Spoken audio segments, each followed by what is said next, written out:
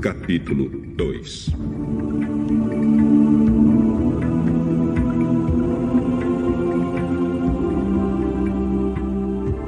Assim terminou a criação do céu e da terra e de tudo o que há neles. No 7º dia, Deus acabou de fazer todas as coisas e descansou de todo o trabalho que havia feito. Então abençoou o 7º dia e o separou como um dia sagrado, pois nesse dia ele acabou de fazer todas as coisas e descansou. E foi assim que o céu e a terra foram criados.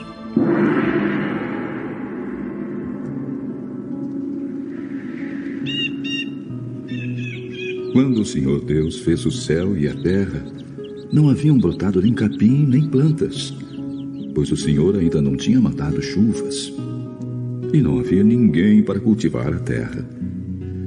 Mas da terra saía uma corrente de água que regava o chão. Então, do pó da terra, o Senhor formou o ser humano. O Senhor soprou no nariz dele uma respiração de vida. E assim ele se tornou um ser vivo.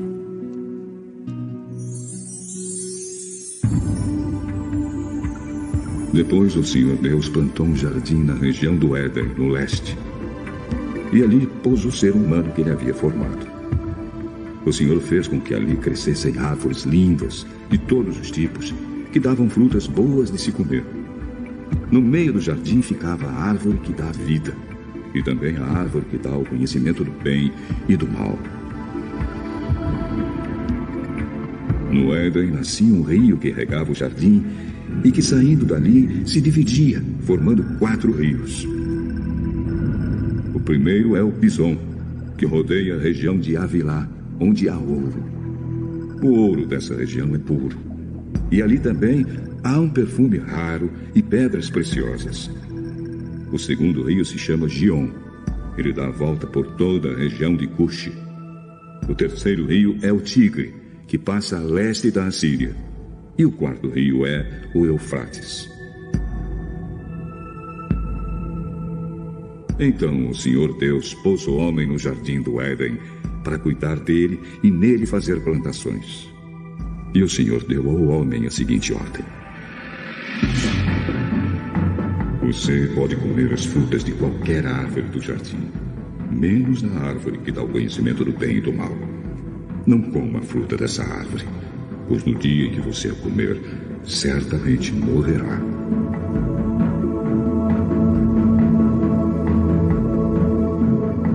Depois o Senhor disse: não é bom que o homem viva sozinho. Vou fazer para ele alguém que o ajude, como se fosse a sua outra metade.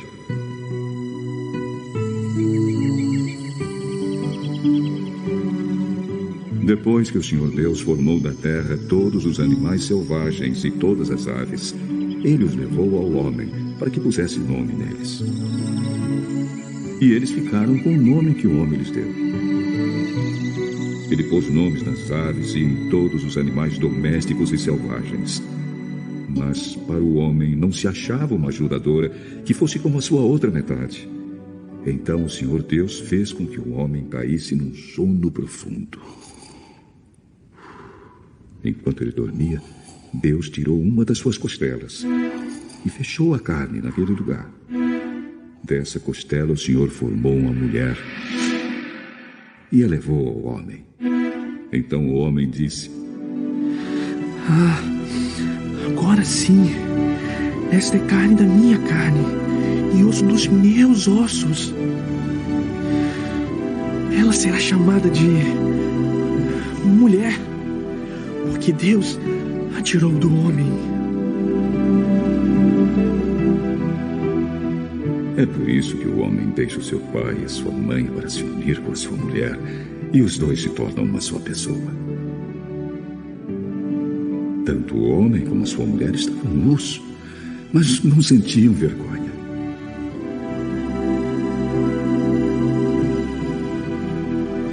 Leitura complementar. O grande conflito. Capítulo 3. Como começaram as trevas morais? O apóstolo Paulo, em sua segunda carta aos Tessalonicenses, predisse a grande apostasia que teria como resultado o estabelecimento do poder papal. Declarou que o dia de Cristo não viria sem que antes venha a apostasia e se manifeste o homem do pecado, o filho da perdição, o qual se opõe e se levanta contra tudo o que se chama Deus ou se adora, de sorte que se assentará como Deus no templo de Deus, querendo parecer Deus. E ainda mais, o apóstolo adverte os irmãos, já o mistério da injustiça opera. Mesmo naqueles primeiros tempos, viu ele, insinuando-se na igreja, erros que preparariam o caminho para o desenvolvimento do papado. Pouco a pouco, a princípio furtiva e silenciosamente, e depois mais às claras, à medida em que crescia em força e conquistava o domínio na mente das pessoas, o mistério da iniquidade levou avante sua obra de engano e blasfêmia. Quase imperceptivelmente, os costumes do paganismo tiveram ingresso na igreja cristã. O espírito de transigência e conformidade fora restringido durante algum tempo pelas terríveis perseguições que a igreja suportou sob o paganismo. Mas, incessando a perseguição e entrando o cristianismo nas cortes e palácios dos reis, pôs ela de lado a humilde simplicidade de Cristo e seus apóstolos, em troca da pompa e orgulho dos sacerdotes e governadores pagãos, e em lugar das ordenanças de Deus, colocou teorias e tradições humanas. A conversão nominal de Constantino, na primeira parte do século IV, causou grande regozijo, e o mundo, sob o manto da justiça aparente, introduziu-se na igreja. Progredia rapidamente a obra de corrupção. O paganismo, conquanto parecesse suplantado, tornou-se o vencedor. Seu espírito dominava a igreja. Suas doutrinas, cerimônias e superstições incorporavam-se à fé e culto dos professos seguidores de Cristo. Esta mútua transigência entre o paganismo e o cristianismo resultou no desenvolvimento do homem do pecado, predito na profecia como se opondo a Deus e exaltando-se sobre ele. Aquele gigantesco sistema de religião falsa é obra-prima do poder de Satanás, monumento de seus esforços para sentar-se sobre o trono e governar a terra segundo a sua vontade. Uma vez Satanás se esforçou por estabelecer um compromisso mútuo com Cristo. Chegando-se ao Filho de Deus no deserto da tentação e mostrando-lhe todos os reinos do mundo e a glória dos mesmos, ofereceu-se a entregar tudo em suas mãos se tão somente reconhecesse a supremacia do príncipe das trevas. Cristo repreendeu o pretensioso tentador e obrigou-o a retirar-se. Mas Satanás obtém maior êxito em apresentar ao homem as mesmas tentações. Para conseguir proveitos e honras humanas, a igreja foi levada a buscar o favor e apoio dos grandes homens da terra, e, havendo assim rejeitado a Cristo, foi induzida a prestar obediência ao representante de Satanás, o bispo de Roma. Uma das principais doutrinas do catolicismo é que o Papa é a cabeça visível da Igreja Universal de Cristo, investido de autoridade suprema sobre os bispos e pastores em todas as partes do mundo. Mais do que isto, tem-se dado ao Papa os próprios títulos da divindade. Tem sido intitulado Senhor Deus o Papa e foi declarado infalível. Exige ele a homenagem de todos os homens. A mesma pretensão em que insistia Satanás no deserto da tentação, ele ainda a encarece mediante a Igreja de Roma, e enorme número de pessoas estão prontas para render-lhe homenagem. Mas os que temem e reverenciam a Deus enfrentam esta audaciosa presunção do mesmo modo por que Cristo enfrentou as solicitações do insidioso adversário. Adorarás ao Senhor teu Deus, e a ele somente servirás. Deus jamais deu em sua palavra a mínima sugestão de que tivesse designado a algum homem para ser a cabeça da igreja. A doutrina da supremacia papal opõe-se diretamente aos ensinos das Escrituras Sagradas. O Papa não pode ter poder algum sobre a Igreja de Cristo, senão por usurpação. Os romanistas têm persistido em acusar os protestantes de heresia e voluntária separação da verdadeira Igreja. Semelhantes acusações, porém, implicam-se antes a eles próprios. São eles os que depuseram a bandeira de Cristo e se afastaram da fé que uma vez foi dada aos santos. Satanás bem sabia que as Escrituras Sagradas habilitariam os homens a discernir seus enganos e resistir a seu poder. Foi pela palavra que mesmo o Salvador do mundo resistiu a seus ataques. Em cada assalto, Cristo apresentou o escudo da verdade eterna, dizendo: está escrito. A cada sugestão do adversário, opunha a sabedoria e poder da palavra. A fim de Satanás manter o seu domínio sobre os homens e estabelecer a autoridade humana, deveria conservá-los na ignorância das Escrituras. A Bíblia exaltaria a Deus e colocaria o homem finito em sua verdadeira posição. Portanto, suas sagradas verdades deveriam ser ocultadas e suprimidas. Esta lógica foi adotada pela Igreja de Roma. Durante séculos, a circulação da Escritura foi proibida. Ao povo era vedado lê-la ou tê-la em casa, e sacerdotes e prelados sem escrúpulos interpretavam-lhe os ensinos de modo a favorecerem suas pretensões. Assim, o chefe da igreja veio a ser quase universalmente reconhecido como o vigário de Deus na terra, dotado de autoridade sobre a igreja e o Estado. Suprimido o revelador erro, agiu Satanás à vontade. A profecia declarara que o papado havia de cuidar em mudar os tempos e a lei. Daniel 7:25. Para cumprir esta obra não foi vagaroso. A fim de proporcionar aos conversos do paganismo uma substituição à adoração de ídolos e promover assim sua aceitação nominal do cristianismo, foi gradualmente introduzida no culto cristão a adoração das imagens e relíquias. O decreto de um concílio geral estabeleceu, por fim, este sistema de idolatria. Para completar a obra sacrílega, Roma pretendeu eliminar da lei de Deus o segundo mandamento, que proíbe o culto das imagens, e dividir o 10º mandamento a fim de conservar o número deles. Este espírito de concessão ao paganismo abriu caminho para desrespeito ainda maior da autoridade do céu. Satanás, operando por meio de não consagrados dirigentes da igreja, intrometeu-se também com o 4º mandamento e tentou pôr de lado o antigo sábado, o dia que Deus tinha abençoado e santificado, e exaltando em seu lugar a festa observada pelos pagãos como o venerável dia do sol.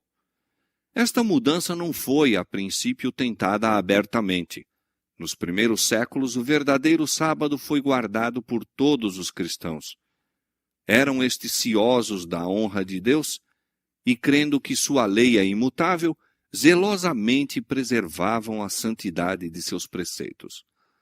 Mas, com grande argúcia, Satanás operava mediante seus agentes para efetuar seu objetivo. Para que a atenção do povo pudesse ser chamada para o domingo, foi feito deste uma festividade em honra da ressurreição de Cristo. Atos religiosos eram nele realizados. Era, porém, considerado como um dia de recreio, sendo o sábado ainda observado como dia santificado. A fim de preparar o caminho para a obra que intentava cumprir, Satanás induzira os judeus, antes do advento de Cristo, a sobrecarregarem o sábado com as mais rigorosas imposições, tornando sua observância um fardo. Agora, tirando vantagem da falsa luz sob a qual ele assim fizera com que fosse considerado, lançou o desdém sobre o sábado como instituição judaica. Enquanto os cristãos geralmente continuavam a observar o domingo como festividade prazenteira, ele os levou, a fim de mostrarem seu ódio ao judaísmo, a fazer do sábado dia de jejum, de tristeza e pesar. Na primeira parte do século IV, o imperador Constantino promulgou um decreto fazendo do domingo uma festividade pública em todo o Império Romano. O dia do sol era venerado por seus súditos pagãos e honrado pelos cristãos. Era política do imperador unir os interesses em conflito do paganismo e cristianismo. Com ele se empenharam para fazer isto os bispos da igreja, os quais, inspirados pela ambição e sede do poder, perceberam que, se o mesmo dia fosse observado tanto por cristãos como pagãos, promoveria a aceitação nominal do cristianismo pelos pagãos e assim adiantaria o poderio e glória da igreja. Mas, conquanto muitos cristãos tementes a Deus fossem gradualmente levados a considerar o domingo como possuindo certo grau de santidade, ainda mantinham o verdadeiro sábado como o dia santo do Senhor e observavam-no em obediência ao quarto mandamento. O arqui-enganador não havia terminado a sua obra. Estava decidido a congregar o mundo cristão sob sua bandeira e exercer o poder por intermédio de seu vigário, o orgulhoso pontífice que pretendia ser o representante de Cristo. Por meio de pagãos meio convertidos, ambiciosos prelados e eclesiásticos amantes do mundo, realizou ele seu propósito. Celebravam-se de tempos em tempos vastos concílios aos quais do mundo todo concorriam os dignitários da igreja. Em quase todos os concílios, o sábado que Deus havia instituído era rebaixado um pouco mais, enquanto o domingo era em idêntica proporção exaltado. Desta arte, a festividade pagã veio finalmente a ser honrada como instituição divina, ao mesmo tempo em que se declarava ser o sábado bíblico relíquia do judaísmo, amaldiçoando-se seus observadores. O grande apóstata conseguira exaltar-se contra tudo o que se chama Deus ou se adora. Ousara mudar o único preceito da lei divina que inequivocamente indica a toda a humanidade o Deus verdadeiro e vivo. No quarto mandamento, Deus é revelado como o Criador do céu e da terra, e por isso se distingue de todos os falsos deuses. Foi para a memória da obra da criação que o sétimo dia foi santificado como dia de repouso para o homem. Destinava-se a conservar o Deus vivo, sempre diante da mente humana, como a fonte de todo ser e objeto de reverência e culto. Satanás esforça-se por desviar os homens de sua aliança para com Deus e de prestarem obediência à sua lei. Dirige seus esforços, portanto, especialmente contra o mandamento que aponta a Deus como o Criador. Os protestantes hoje insistem em que a ressurreição de Cristo no domingo fê-lo o sábado cristão. Não existe, porém, evidência escriturística para isto. Nenhuma honra semelhante foi conferida ao dia por Cristo ou seus apóstolos. A observância do domingo como instituição cristã teve origem no mistério da injustiça, que já no tempo de Paulo começara a sua obra. Onde e quando adotou o Senhor este filho do papado? Que razão poderosa se poderá dar para uma mudança que as Escrituras não sancionam? No século VI, tornou-se o papado firmemente estabelecido. Fixou-se a sede de seu poderio na capital imperial e declarou-se ser o bispo de Roma, a cabeça de toda a igreja. O paganismo cedera lugar ao papado. O dragão dera à besta o seu poder e o seu trono e grande poderio. Apocalipse 13:2. E começaram então os 1260 anos da opressão papal, preditos nas profecias de Daniel, capítulo 7, 25, e Apocalipse, capítulo 13, versos 5 a 7. os cristãos foram obrigados a optar entre renunciar sua integridade e aceitar as cerimônias de culto papais, ou passar a vida nas masmorras, sofrer a morte pelo instrumento de tortura, pela fogueira ou pela machadinha do verdugo. Cumpriam-se as palavras de Jesus, e até pelos pais e irmãos e parentes e amigos sereis entregues, e matarão alguns de vós, e de todos sereis odiados por causa do meu nome. Desencadeou-se a perseguição sobre os fiéis com maior fúria do que nunca, e o mundo se tornou um vasto campo de batalha. Durante séculos, a Igreja de Cristo encontrou refúgio no isolamento e obscuridade. Assim diz o profeta: a mulher fugiu para o deserto, onde já tinha lugar preparado por Deus, para que ali fosse alimentada durante 1260 dias. Apocalipse 12, verso 6. O acesso da Igreja de Roma ao poder assinalou o início da escura Idade Média. Aumentando seu poderio, mais se adensavam as trevas. De Cristo, o verdadeiro fundamento, transferiu-se a fé para o Papa de Roma. Em vez de confiar no Filho de Deus para o perdão dos pecados e para a salvação eterna, o povo olhava para o Papa e para os sacerdotes e prelados a quem alegava autoridade. Ensinava-se-lhe ser o Papa seu mediador terrestre e que ninguém poderia aproximar-se de Deus senão por seu intermédio. E mais ainda, que ele ficava para eles em lugar de Deus e deveria, portanto, ser implicitamente obedecido. Esquivar-se de suas disposições era motivo suficiente para se infligir a mais severa punição ao corpo e alma dos delinquentes.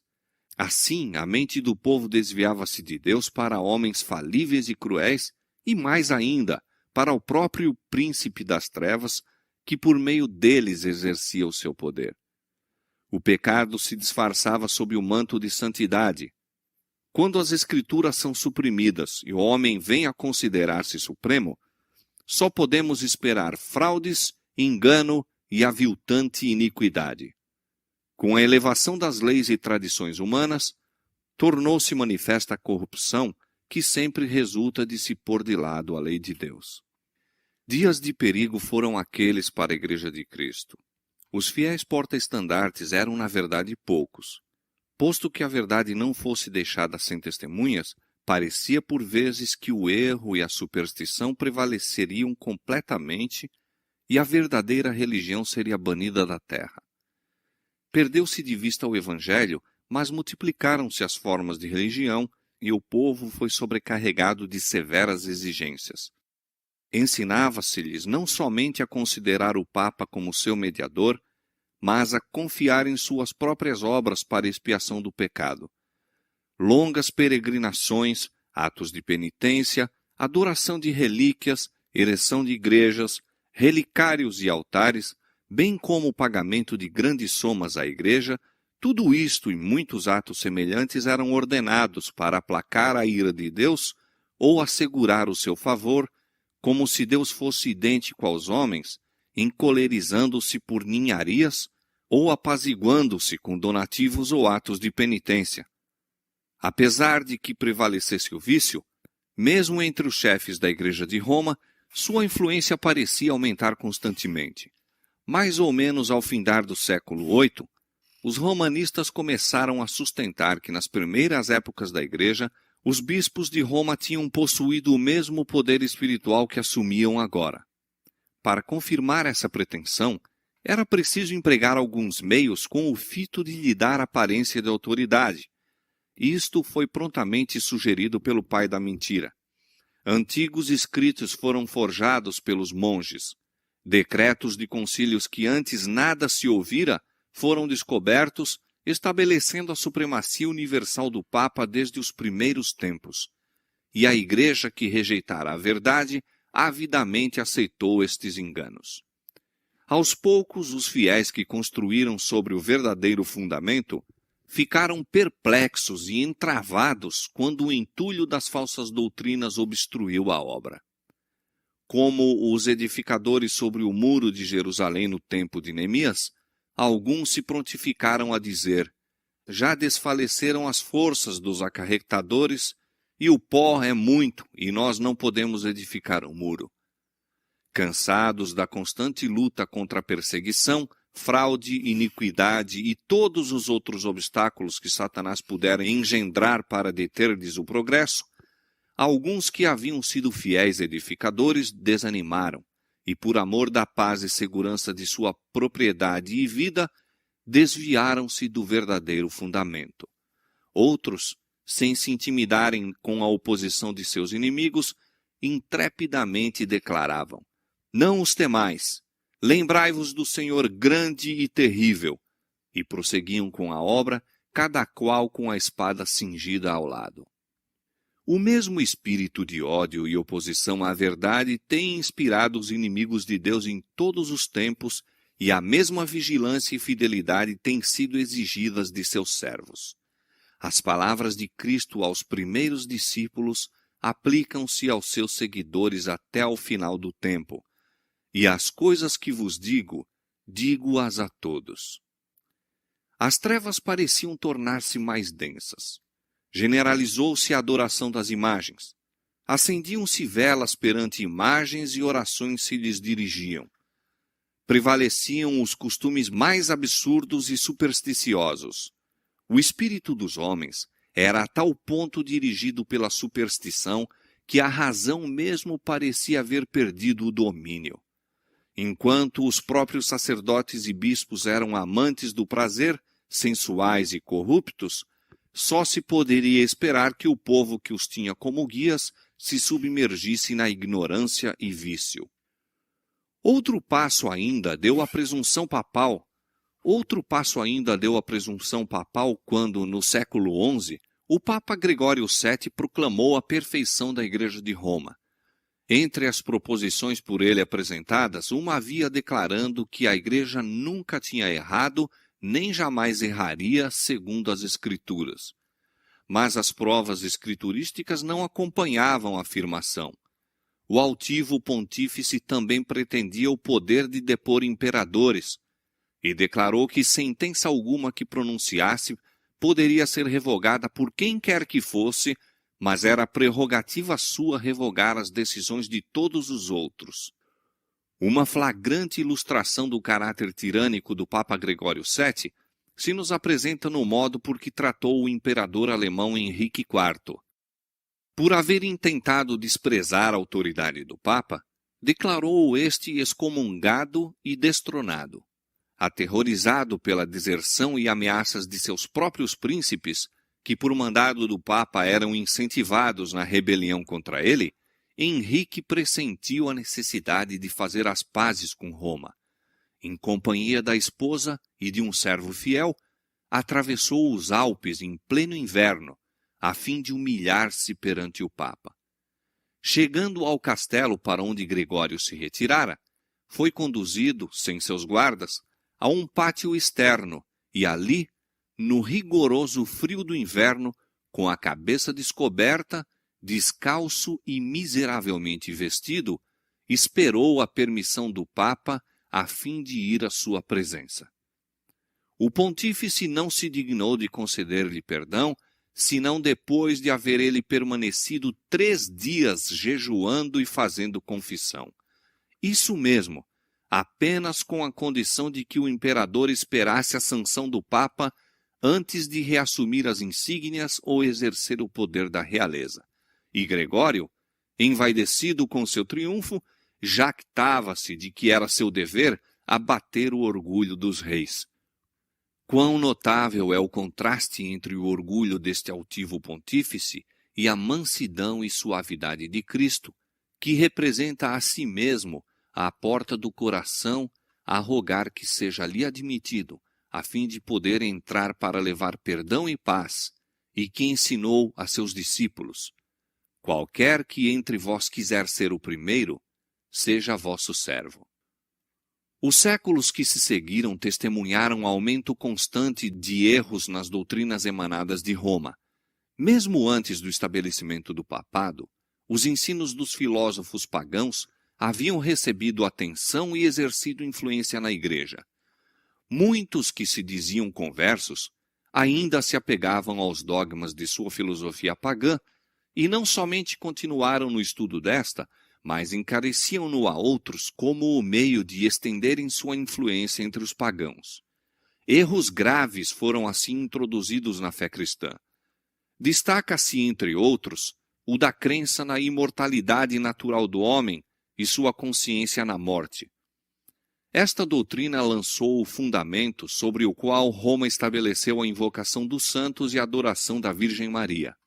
Disto também proveio a heresia do tormento eterno para os que morrem impenitentes, a qual logo de início se incorporara à fé papal. Achava-se então preparado o caminho para a introdução de ainda outra invenção do paganismo, a que Roma intitulou purgatório e empregou para amedrontar as multidões crédulas e supersticiosas. Com esta heresia, afirma-se a existência de um lugar de tormento no qual as almas dos que não merecem condenação eterna devem sofrer castigo por seus pecados e do qual, quando libertas da impureza, são admitidas no céu. Ainda uma outra invencionice era necessária para habilitar Roma a aproveitar-se dos temores e vícios de seus adeptos. Esta foi suprida pela doutrina das indulgências. Completa remissão dos pecados, passados, presentes e futuros, e livramento de todas as dores e penas em que os pecados importam, eram prometidos a todos os que se alistassem nas guerras do pontífice para estender seu domínio temporal, castigar seus inimigos e exterminar os que ousassem negar-lhe a supremacia espiritual. Ensinava-se também ao povo que, pelo pagamento de dinheiro à igreja, poderia livrar-se do pecado e igualmente libertar as almas de seus amigos falecidos que tivessem condenados às chamas atormentadoras. Por esses meios, Roma abarrotou os cofres e sustentou a magnificência, o luxo e os vícios dos pretensos representantes daquele que não tinha onde reclinar a cabeça. A ordenança escriturística na ceia do Senhor fora suplantada pelo idolátrico sacrifício da missa. Sacerdotes papais pretendiam, mediante esse disfarce destituído de sentido, converter o simples pão e vinho no verdadeiro corpo e sangue de Cristo. Com blasfema presunção pretendiam abertamente o poder de criar em Deus, o Criador de todas as coisas. Aos cristãos exigia-se, sob pena de morte, confessar sua fé nesta heresia horrível que insulta ao céu. Multidões que a isto se recusaram foram entregues às chamas.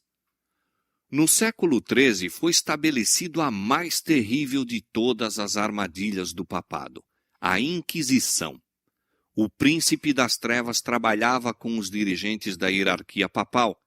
Em seus concílios secretos, Satanás e seus anjos dirigiam a mente de homens maus, enquanto, invisível entre eles, estava um anjo de Deus, fazendo o tremendo relatório de seus iníquos decretos e escrevendo a história de ações por demais horrorosas para serem desvendadas ao olhar humano. A grande Babilônia estava embriagada do sangue dos santos. Os corpos mutilados de milhões de mártires pediam vingança a Deus contra o poder apóstata. O papado se tornou o déspota do mundo. Reis e imperadores curvavam-se aos decretos do pontífice romano. O destino dos homens, tanto temporal como eterno, parecia estar sob seu domínio. Durante séculos, as doutrinas de Roma tinham sido extensa e implicitamente recebidas, seus ritos reverentemente praticados, suas festas geralmente observadas. Seu clero era honrado e liberalmente mantido. Nunca a Igreja de Roma atingiu maior dignidade, magnificência ou poder. Mas o meio-dia do papado foi a meia-noite do mundo. As Sagradas Escrituras eram quase desconhecidas, não somente pelo povo, mas pelos sacerdotes. Como os fariseus de outrora, os dirigentes papais odiavam a luz que revelaria os seus pecados. Removida a lei de Deus, a norma de justiça, exerciam eles poder sem limites e praticavam os vícios sem restrições. Prevaleciam a fraude, a avareza, a libertinagem. Os homens não recuavam de crime algum pelo qual pudessem adquirir riqueza ou posição. Os palácios dos papas e prelados eram cenários da mais vil devassidão. Alguns dos pontífices reinantes eram acusados de crimes tão revoltantes que os governadores seculares se esforçavam por depor esses dignitários da igreja como monstros demasiado vis para serem tolerados. Durante séculos, a Europa não fez progresso no saber, nas artes ou na civilização. Uma paralisia moral e intelectual caíra sobre a cristandade. A condição do mundo sob o poder romano apresentava o cumprimento terrível e surpreendente das palavras do profeta Oséias. O meu povo foi destruído porque lhe faltou o conhecimento. Porque tu rejeitaste o conhecimento, também eu te rejeitarei, visto que te esqueceste da lei do teu Deus, também me esquecerei de teus filhos. Não há verdade, nem benignidade, nem conhecimento de Deus na terra. Só prevalecem o perjurar e o mentir, e o matar e o furtar, e o adulterar, e há homicídios sobre homicídios. Foram estes os resultados do banimento da palavra de Deus.